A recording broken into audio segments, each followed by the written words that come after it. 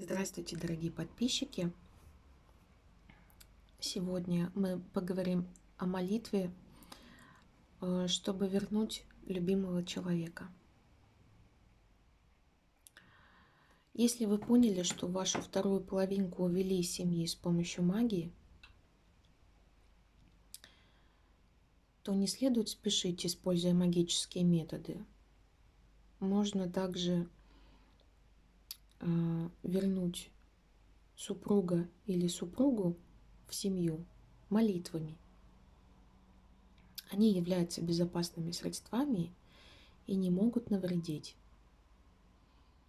Существует очень сильная молитва, но применять ее следует только в том случае, когда вы чувствуете, что можете простить любимого или любимую и прожить с ним или с ней в согласии и любви всю оставшуюся жизнь без каких-либо упреков.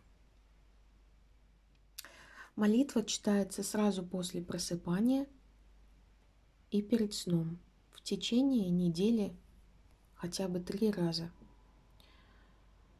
Кроме этого, нужно хотя бы раз в неделю прочитать данную молитву в храме, где поставить свечу перед иконой Иисуса Христа. Молитвенный текст звучит следующим образом.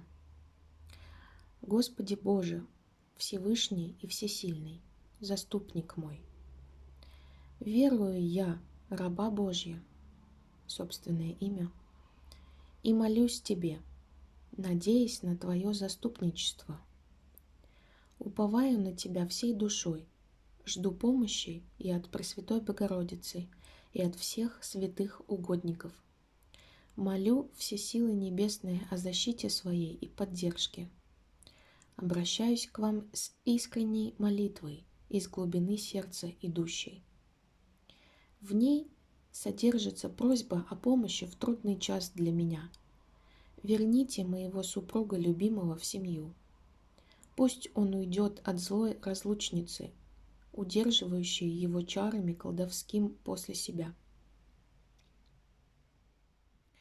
Воссоедините навсегда судьбы наши, не дайте недругам навсегда наши отношения разрушить. Господи Всесильный и Всевышний, Пресвятая Богородица да святые угодники, чудотворцы, поборите злые силы. Я молю вас и на чудо надеюсь. Пусть муж мой возникнет мне в радость на пороге нашего дома и навсегда останется. Избавьте Богом мне данного от чар колдовских. Уберите из его души страсть не природную, а чуждую. Спасите силы небесные, добрые, нашу семью и его душу от бесовского наваждения. Аминь.